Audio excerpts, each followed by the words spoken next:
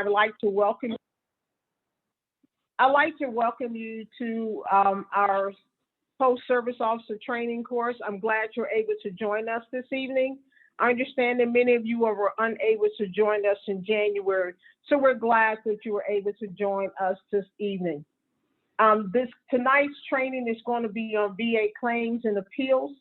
Our instructor is Mark Dermis. He works with me in the appeals team.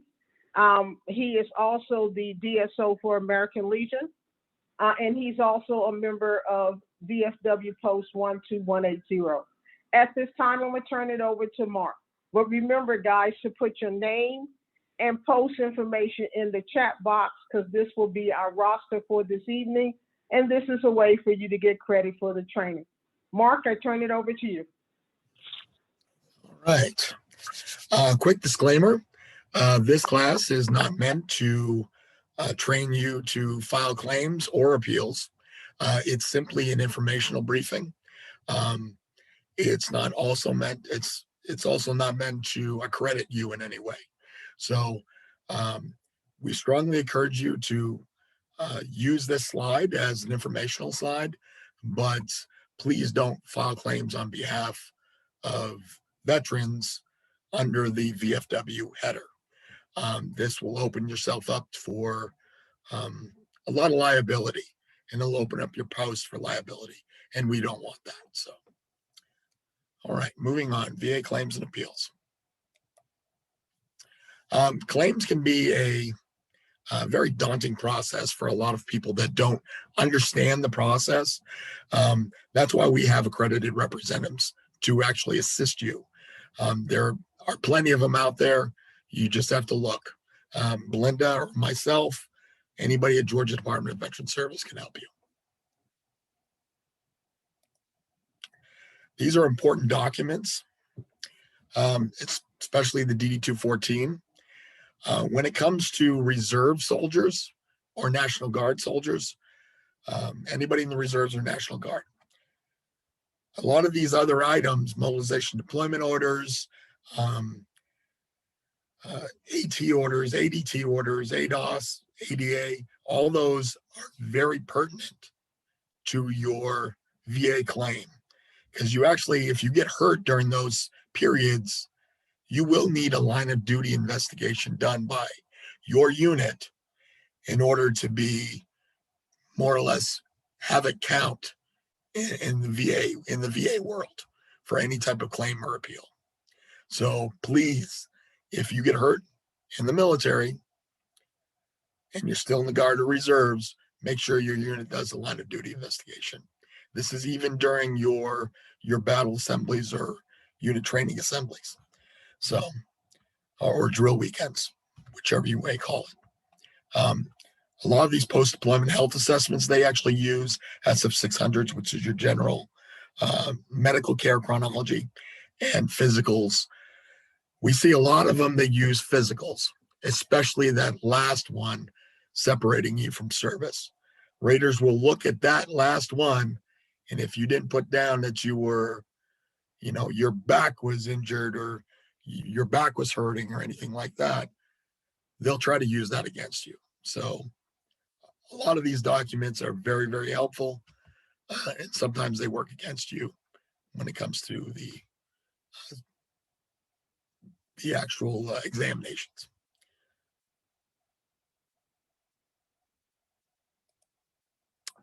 Elements of a successful claim. 3 things: diagnosed condition, an event, injury, or illness that occurred during your military service, and a connection or nexus that connects both of those together in order to make them a successful claim. You need this for pretty much every claim you put in. Supplementals, and pretty much everything. Even your appeals will use the same formula. Nexus letters. These are very important for service connection. And they must contain the following items. Statement from that physician reviewed your treatment records. Current diagnosis. Statement of the physician that based on their review of your records, it is their opinion is your current condition is, as likely as not. That's the key phrase, as likely as not, began or was permanently aggravated by your active duty service. And they must provide a rationale to support that opinion. So those are very key elements to a nexus letter. If you're unsure, please contact Ms. Boldo or myself or one of the Georgia Department of Veteran Service offices. They can provide you with a sample of a nexus letter that you can bring to your doctor in order to try to retrieve one.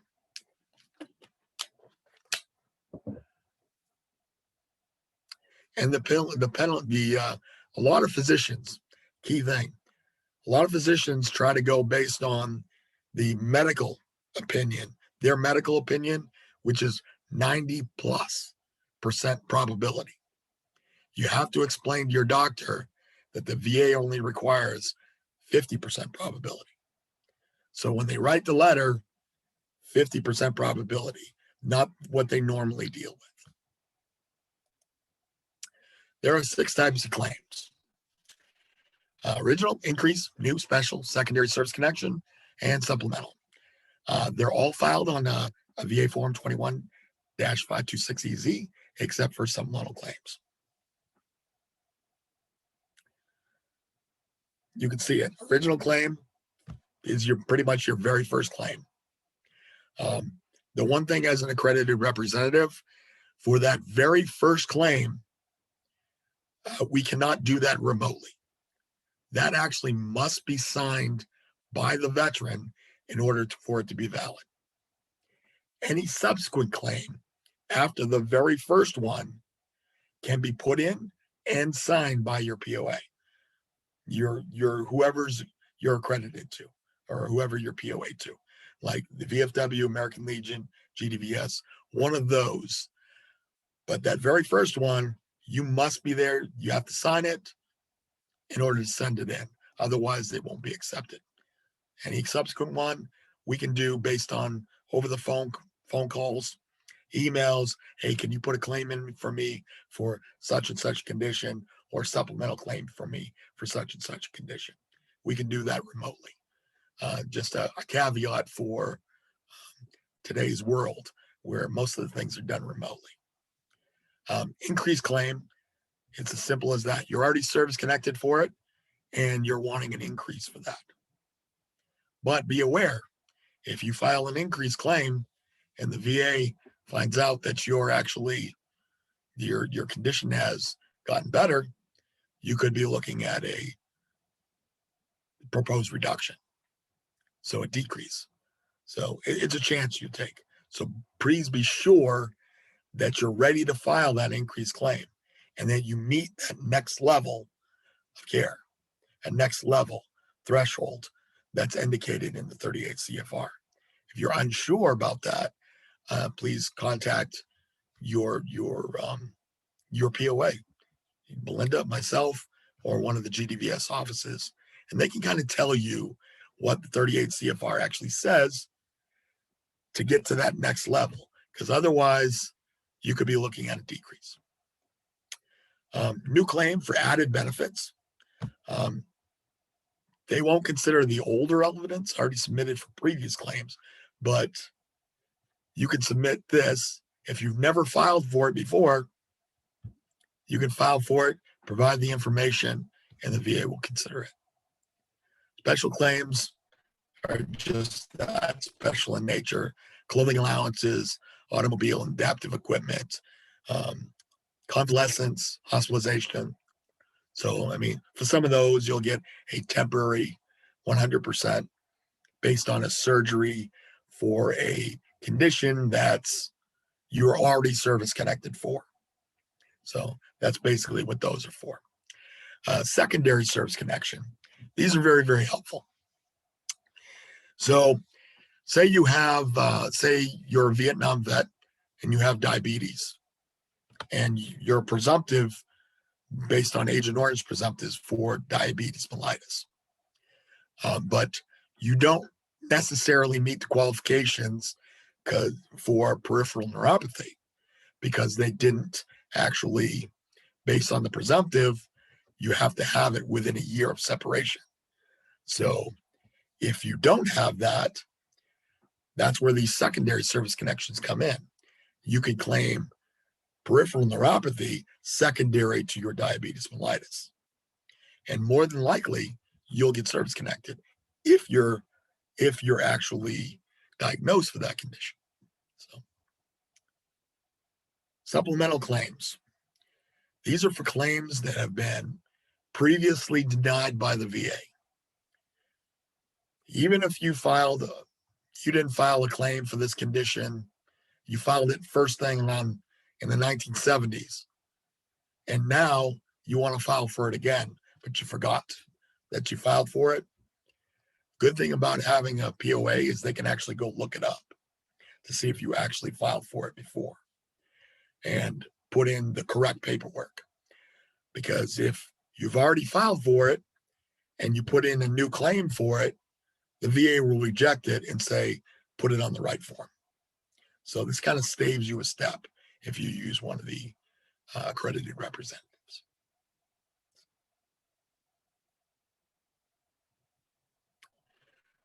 Okay. The files. This more or less starts the claims process and preserves the effective date of your claim. You use this if you're actually not ready to file a claim.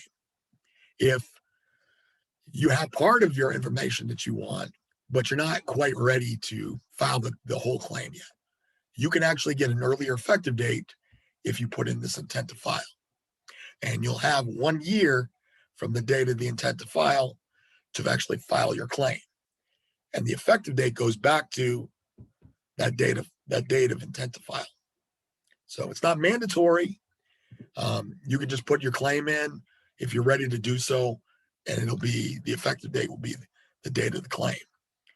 But if you're not ready, an intent to file is a good idea. Okay, filing your claim can be accomplished several ways. You can go to an accredited representative, like Georgia Department of Veterans Service, or you can have it prepared by the Veterans Administration via a public contact appointment, which are now done virtual, and you have to make an appointment for those. Or you could self-prepare it and submit it through eBenefits, or you can self-prepare and submit it via fax or mail. But that fax option is going to be going away this year. So you could either go through an accredited representative, or you can get used to doing it through eBenefits, or what it's now called va.gov, which is transforming too.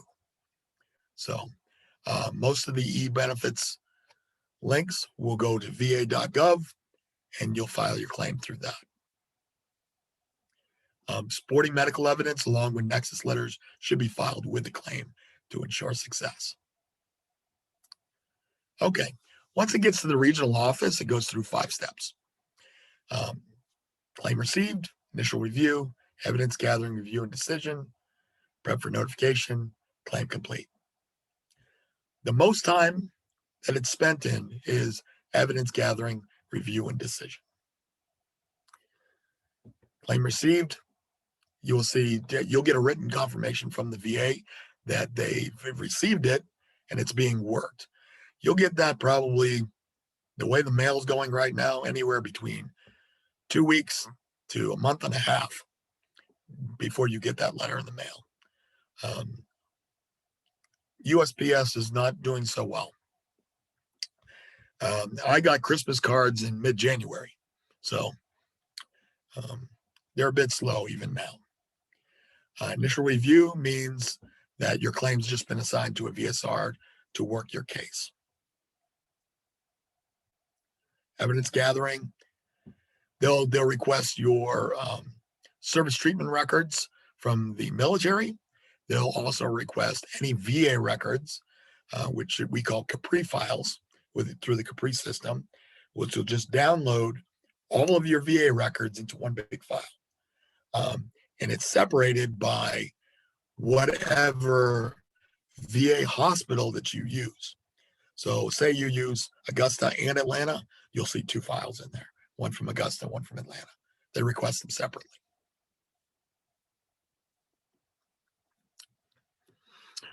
Okay, prep for notification. The in the evidence gathering phase, exams will be also scheduled in that phase. Excuse me. What will actually happen is they'll farm you out to either a VA facility if it's closer, or a VA contractor, which is more than likely what they're going to use.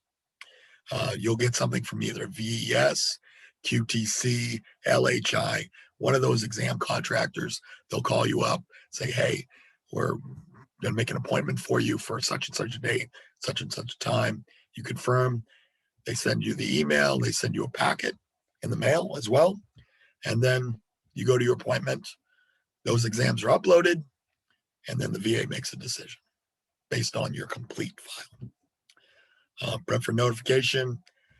All it is once the decision is made, it's sent to promulgation to finish the claim, and then your letter, your actual notification letter, is generated and mailed. It's usually a day or two after the decision is done. According to the VA, it takes 131 days right now, as of September 20th. That's the last time they updated their timeline. So that's actually down from 120 days. So there's an increase in volume there due to the pandemic. Effective dates. Effective dates are determined by the date of the claim, when it's received by the VA, or the date you first got your injury or illness, whichever comes later. So if you file your claim, if you were diagnosed in 1975, but you file your claim in 2005, the effective date will be 2005, even though you were diagnosed in 75. It's whichever comes later. It will never be before the date of the claim unless you filed an intent to file. Then it will be a year before.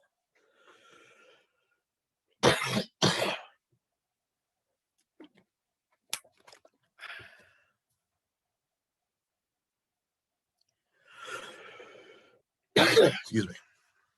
Okay, military service. You will not be paid VA pension compensation will not be paid to any person for any period which he or she receives active service pay.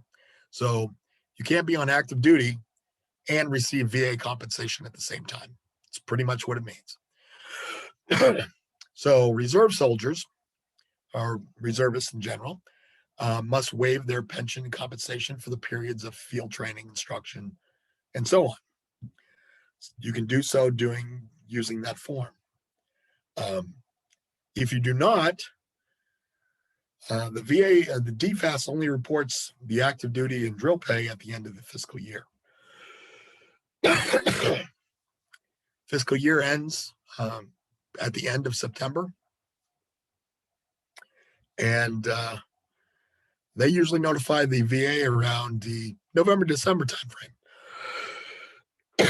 So you will get a recoup action every year just before Christmas if you don't let them know, or if you're not prepared for that.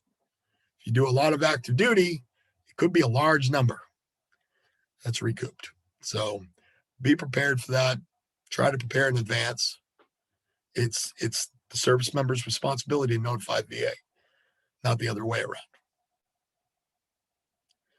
Recoupable benefits. This has been a real sticking point for a lot of veterans.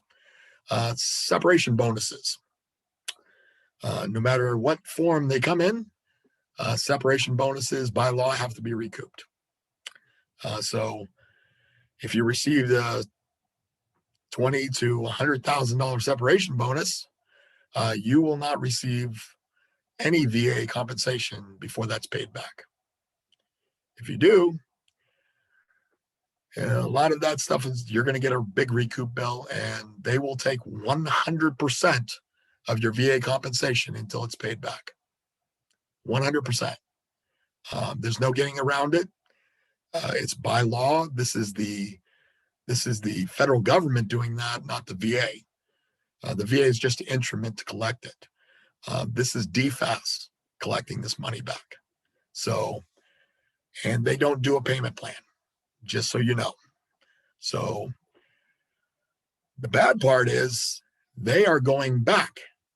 So I've had an appeal that the VA was collecting a separation bonus for somebody who got it in 1972. So, and they were just collected it back in bulk, and it was about $30,000. So he was very, very upset, and there was pretty much nothing we could do about it. So he had to pay it back. So they took 100% of his pay, and he was getting 100%. Until he pays it off, it'll be 100%. And they'll give you a payment plan of how long it's going to take. When they make the decision, they'll say, okay, you're going to get full amount for this month through this month, and there might be a fraction of amount for that last month, and then you'll get your full amount back. Like I said, it's been a real sticking point with veterans. They don't like it. We don't like it either. I think it's wrong to recoup that far back, but that's what they're doing. Incarceration. This actually surprises a lot of veterans. They must notify the VA if they're incarcerated. Because by law, they have to be reduced on the 61st day of incarceration. They have to be reduced to 10%. So if you're rated at 20% or more, you're reduced to 10%. If you're rated under 20%, meaning 10%, they will reduce it by half. I didn't think it was a 5%, but in this instance, there is. So, and this rule applies to fugitive felons as well. And the clock starts on the date the warrant is issued for fugitive felons. So, there's only low-income dependents can petition for apportionment if that is their only source of income is the VA. They can request apportionment, but once the veteran gets out of prison, they will have to pay back anything that was paid in apportionment. There's no way around it. They will take the money back.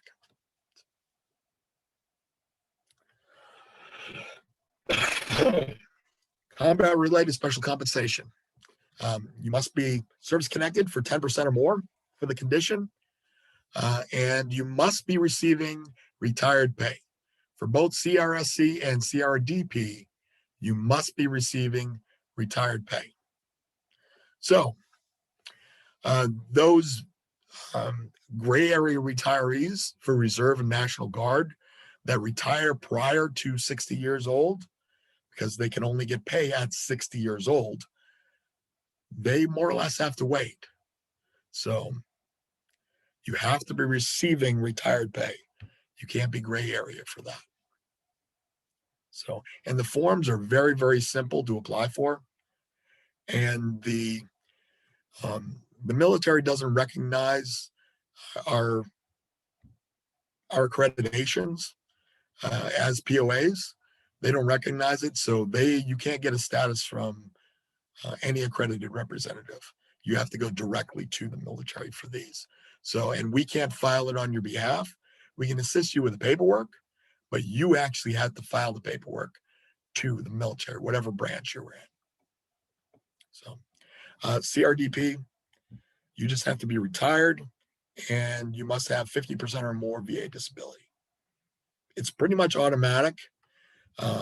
If you're retired and you file a claim, your claim will be kind of delayed by a month, maybe two, before you actually get any type of back pay or anything like that, because they have to verify everything with DFAS first.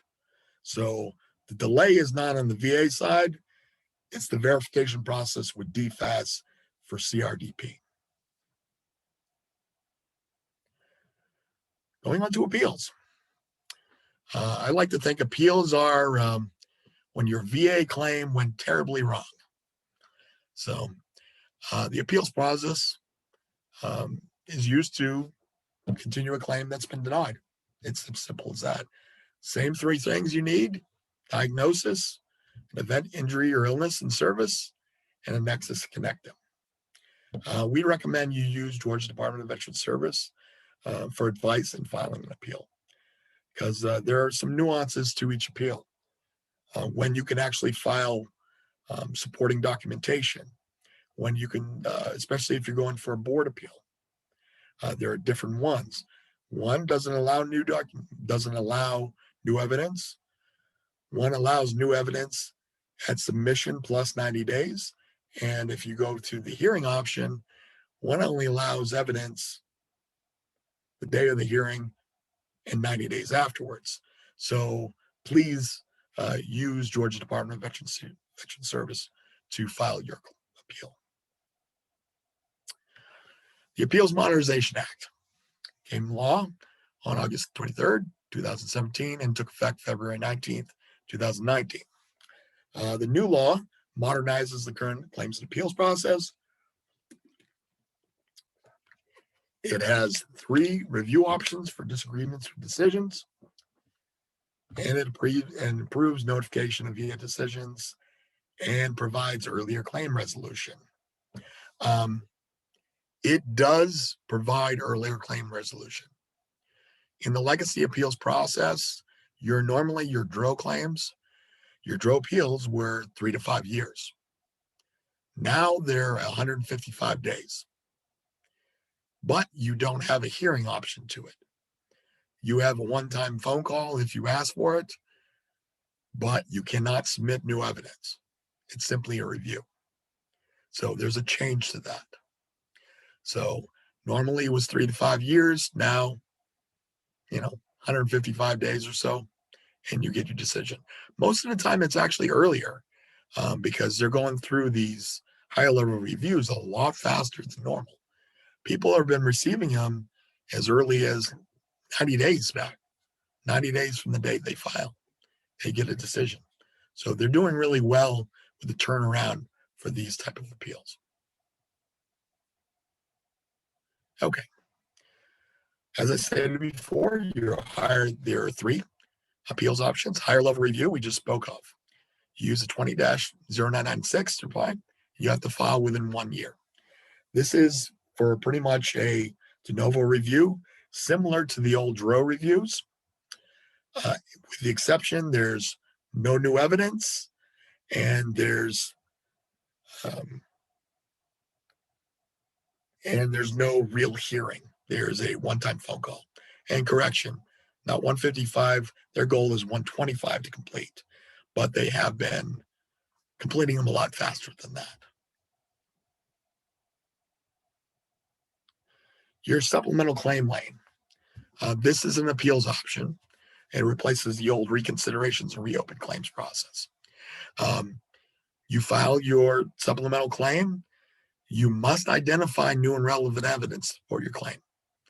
If you do not, by identifying it in your VA records, they give you a block for that on the form, or you supply the evidence yourself. If they don't receive or don't find new evidence, your claim will be denied. It'll be denied pretty quick. So you can opt in from the old legacy process. But once you do, you can't return to the legacy process afterwards. So we are still going through legacy appeals right now. They're supposed to be done by July of 2021, but they said that last year too. So please, you just have to be patient with the legacy appeals. We are doing a lot of hearings remotely using video teleconference and via Video Connect, but it's a slow process. must be filed within 1 year to preserve your effective date of the claim. If it's after 1 year of the effective date, the date will be the date of the appeal. The goal, of course, is 125 days to complete. They have been completing these faster as well.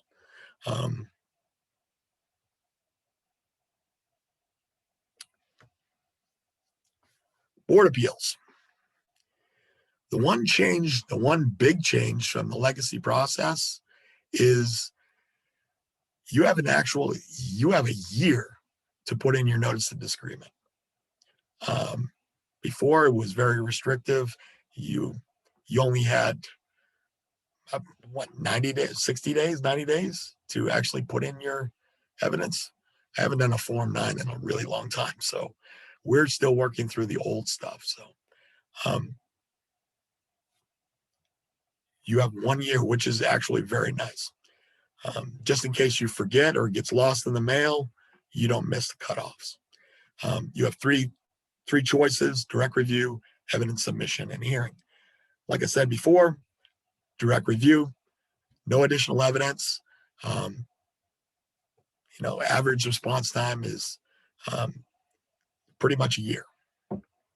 Evidence submission, if you choose to submit additional evidence, you have 90 days from the date you filed the appeal to submit additional evidence. Once the 90 days closes, that's all you get. Even if you submit after that, the VA, the Board of Veterans Appeals, will not consider it. They're very strict on that. On the hearing option, you can only submit during the day of the hearing plus 90 days after that. If you're over the 90 days, again, the Board of Veterans Appeals will not, or if you submit before the hearing and after the 90 days, they won't consider it. So if you submit before, we will screen your records and we'll resubmit those documents in your file. We'll re-upload those within the timeline. But anything done after the 90 days, we can't do anything about.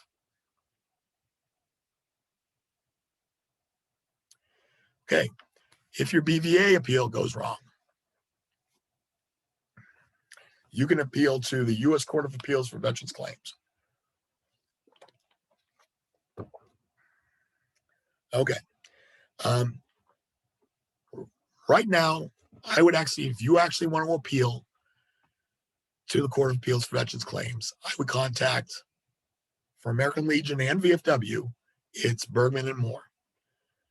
You use that website, you contact them, they're going to ask you to send your decision, your BVA decision, to them. They will assist you in filing the Form 1. You will be responsible for the appeals fee, but if you are experiencing hardship, you can apply for a waiver for that. This is a traditional court of law. It's adversarial in nature. All appeals will be docketed, and the clerk will send a notice of docketing to all the parties, your representative and yourself. Bergman and Moore is very, very good. They have a 90% plus success rate at the Court of Appeals for Veterans Claims. So they're very, very good. If you put it in their hands, you got over a 90% chance of being successful. Proposed reductions. So anytime you receive a proposed reduction in the mail, please contact your representative, or you can contact the VA via the 800-827-1000 line and request a personal hearing. You only have 30 days to request a personal hearing. What this will do is we'll freeze this action in time until after you've had your hearing. It'll help you. Otherwise, in 60 days, the VA, if they don't receive any information from you, they'll reduce you. And a proposed reduction, anytime you actually file a claim, you're looked at for proposed reduction. So These conditions are considered unprotected, meaning if the claim has existed less than 5 years, it's unprotected. So, and most proposed reductions are actually triggered by the veterans themselves by continually putting in claims for increase, service connection claims, every time they look at you for that. These are the ratings in 3 types: stabilized ratings, 100% ratings, and 20% continuous ratings. Unless you're 100% permanent in total, meaning there's no possible way that your condition will worsen. The only time you're actually safe is at that 20-year mark. They can still get you. They just take different routes to do so. So 100% disability ratings can only be reduced after reexamination found there's material improvement in the ability to function in life and work. So they can still get your 100% ratings as well, but most of the time it takes a couple examinations to do so. And they have to have evidence that it's material improvement to both function in life and work. Okay, so how do you help? You can assist with the collection and distribution of information. That is the biggest thing. Telling veterans where to find stuff and where to get help. That is a huge, huge help to the veterans. Assist by explaining what is required to become service connected. I cannot say that enough. That is a massive thing. Veterans they just don't understand what's required to become service connected. So if you can actually explain that you have to have diagnosed condition, an event, injury, or illness in service, and a nexus or link that connects the two, you'll be doing them a great service.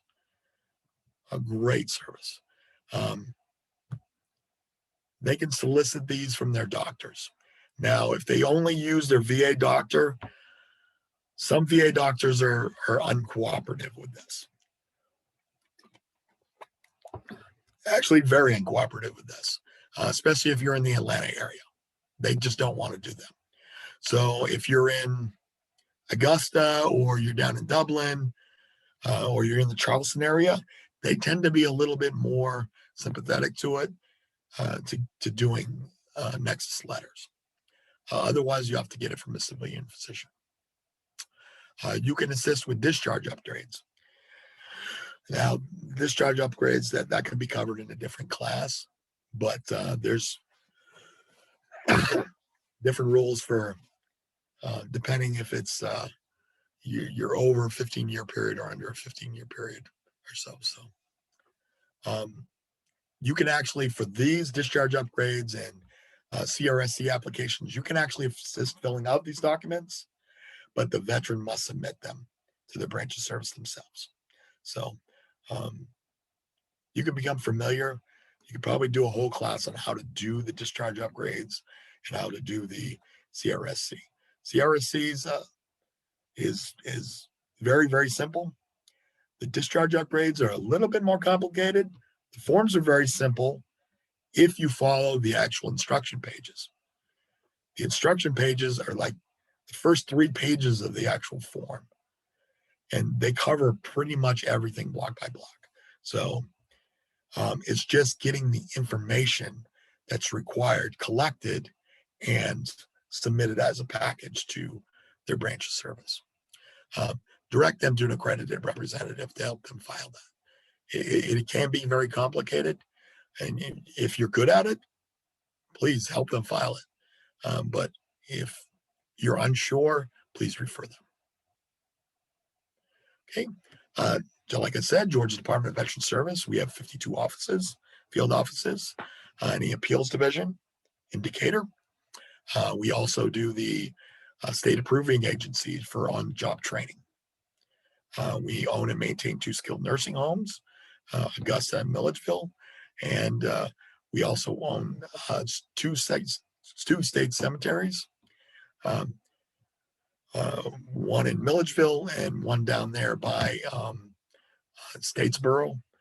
There's one down by there, and there's going to be a third one in Augusta, in the Augusta area soon. They've already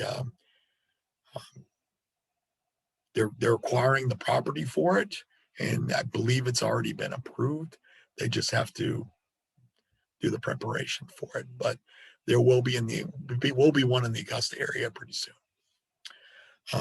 Also, we have our Women's Veterans Office run by Miss Vita Brooks, who provides direct assistance to the 93,000 women veterans in Georgia. These are some helpful links.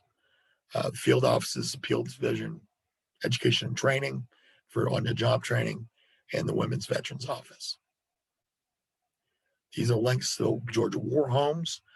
These applications are very easy to fill out, but if you need help, please go to one of the Georgia Department of Veteran Service offices, and they can help you apply. They're a little bit different than the VA homes. The requirements are a little bit different. They're the same, but they're a little bit different. I think it's a little bit easier to get into one of the war homes than it is to get in one of the VA facilities. The threshold is a little bit lower. The VA service-connected percentage is lower for the Georgia war homes. And actually, they have a higher rating than the VA facilities. Glenville is where that second cemetery is, down by Statesboro. It's kind of right around the corner from Statesboro.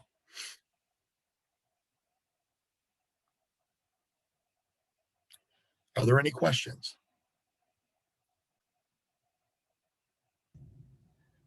Mark, this is Hamilton McDonald. Can we get a copy of your PowerPoint? Is there any way you could email it to us, or what do we need to do? Just put an email address in the comment? Yeah, Ms. Boldo.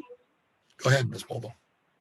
As I put in the chat box, these slides will be posted to the Georgia VFW website. If you go to the website, go to the section of programs, come down to service officer, and all our slides are posted under the service officer section. You can click on any slide and download them and have a copy for yourself. So it will be accessible to you. Also, these training classes will be uploaded to YouTube, so you can watch these classes again. But if you want a copy of the slides, you can get a copy of the slides from the Georgia headquarters website under service officer.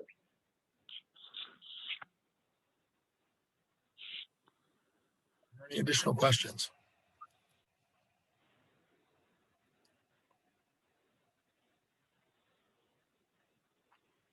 Okay. Are there no questions this evening? I know he gave you all a lot of information about how we can assist our veterans and their family members in processing claims, what we should do and what is needed for a claim, and how we should go about helping them get the information to support the claim. Are there any questions for Mr. Dermis? Yes. Go ahead with your question, sir. Can you hear me? Yes, I can hear Yes, you. we can hear you, sir. Thank you. Good evening to all. I'm Ray Rodriguez. I'm the service officer for VFW Post 7331 here in Richmond Hill. Based on what I've seen in these slides, I'm a Vietnam veteran myself. I did 2 combat tours in Vietnam. And obviously, after 10 years active duty, I got out, joined the reserve, went to Kuwait 91, and Iraq 2004, 2005. By the Vietnam War, Vietnam time I was there, the sleep apnea didn't have that visibility, or may have with a different name, obviously. But we didn't know. And it was not existing then. I don't know if any of the Vietnam veterans online know about that. When I moved here, I went over to the VA in Savannah, talked to my doctor and asked him to send me to a sleep apnea test. They did. They gave me the machine, brought it home. A couple of days, I took it back. That day, immediately, I submitted the claim. And about 90 days afterwards, I got the response saying that it was denied. because they couldn't find nothing on my records. And I understand that. But I don't know if it's related to my service for 36 years. Obviously, I know about the Nexus letter and all that. They gave me the machine right there the same day. I put in the claim. VA was the one who told me you got positive for sleep apnea. That's what I'm saying. I'm going to do my part. I got working on the Nexus letter for a couple of friends that we were together, and I'm still waiting to receive this. That's still the process. Yes, if you do you get buddy statements from those you served with saying that you snored during service. They used to hear you snore or choke while you slept. Those are very, very helpful. But I'm going to tell you right now that nobody actually gets this condition unless it was diagnosed in service by filing just a claim. The only way you win this is an appeal. The only way. So if you get a denial, put in the appeal to the Board of Veterans Appeals hearing option. That's the only way you're going to have a chance in getting these service connected. Okay. Another way, if you have a respiratory condition, that you're already service connected for, like an asthma or something like that, you can put sleep apnea secondary to asthma, your service connected asthma. Or if you have PTSD and you're service connected for that, you can do PTSD secondary to your sleep apnea secondary to PTSD. Those we've been pretty successful in getting those service connected by doing it that way. Otherwise, we have to argue it to the Board of Veterans Appeals. Okay. Mark, can I add? Yes, please. Mark, can I add one thing? Also, this is one of those disabilities where you're going to need a nexus letter as well. I recommend to all my veterans to discuss this with your sleep disorder physician and see if they're willing to provide a nexus letter for you. And just as Mark said, if you have a respiratory condition, then they can link that respiratory condition to your sleep apnea. But also discuss it with your sleep disorder primary care physician to see if they were willing to do a nexus letter for you. Okay, thank God. I think based on what you just said, it's better for me to go to Vietnam, Kuwait, and Iraq. I can do that better and go through all that process again. But anyway, I'm still working on it. It will be submitted whenever, and we'll go from there. Thank you, sir. I have a Other comment questions? for you. My name is Bob Lytle. I'm from 5893 in the big city of Metter, where everybody knows everything's better in Metter. But I have stage 2 reoccurring bladder cancer from Agent Orange in Vietnam. And as some may know, the bladder cancer was just added in the NDAA 21. The filing process for that's a little bit different. So you need to talk to your VSO on those 3 diseases. But I filed, and I'm quite sure they've got them in some little piggy hole waiting to lowball everybody, but we'll see what happens. Yes, there were 3 conditions that were added to the list. Bladder cancer was one of them. The other one was Parkinson's-like conditions, and cannot remember the other one. Belinda, do you have the other one off the top of your head? No, I don't. I know it's bladder cancer, the Parkinson disease, or Parkinson-like symptoms.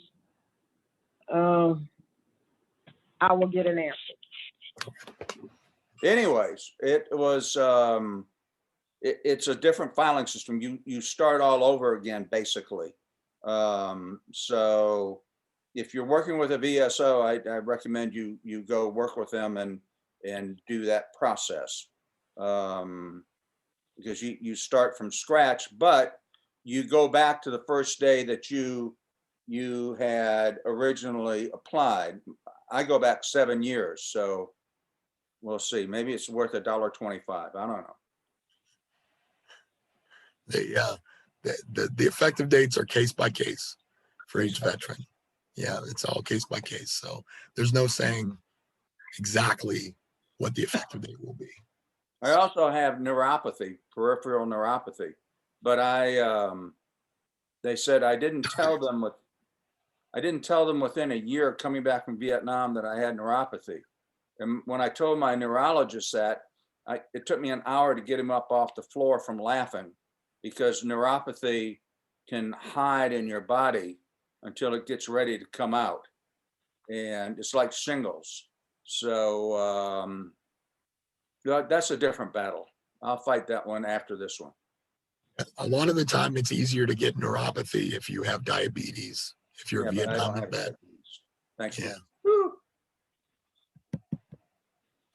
Any more questions?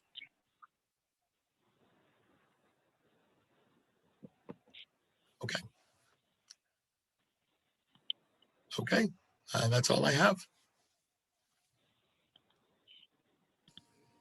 Mark, this is Tony Dobbins, the state adjutant. Excellent presentation this evening, and once again appreciate you taking the time to give this instruction out.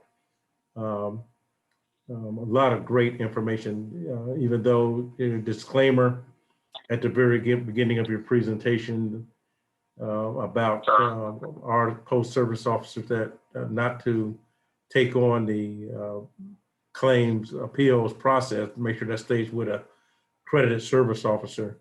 But I think that this gives them a good understanding of what needs to be done during those processes. But once again, appreciate your time and this evening, and great training, sir. Thank you, Commander. For those who logged on late, please make sure you put your name and post information in the chat box, because we're using the chat box as our roster for this evening, and this is the way to get credit for the training. On tomorrow, we're going to have another makeup class, and it's going to be service officers' duties and responsibilities. The class will start at 6:00 p.m. And it should last about 1 hour. So if you have not taken that class, please join us tomorrow, because we're going to have that class on tomorrow. And then we'll reschedule the other classes, which were pension. We had a class on e-benefits and My Healthy Vet. And we had a class on survivor benefits and funeral benefits. And we also had a funeral director to give their point of view on how they assist our veterans' family during the time of demise and preparing for that funeral. So they gave that perspective. So once those classes are scheduled, we will make sure that you are aware of that, and we welcome you to join us for those classes so you can get that information on those classes as well. But remember, all the training that we're receiving, the PowerPoint presentations, will be uploaded to the Georgia VFW website under the Service Officer section, and you can click on any PowerPoint slide and download it and make a copy for your file. Are there any questions before we terminate for the evening? Belinda, this is Neil. Belinda, Yes. this is Neil Fitzgerald, post 2557. I logged in late and didn't want to interrupt the meeting. I just want to let you know. You said Gerald and 5227? Neil Fitzgerald, 2557.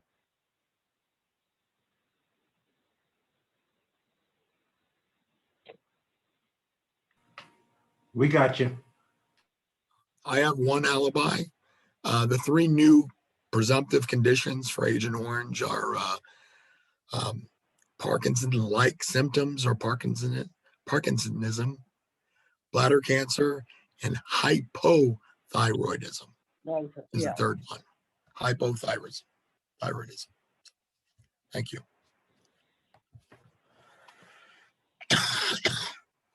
If there are no other questions, guys, again, comrades, I thank you for joining us tonight. And at this time, you can log off. Thank you so much. You all have a blessed evening.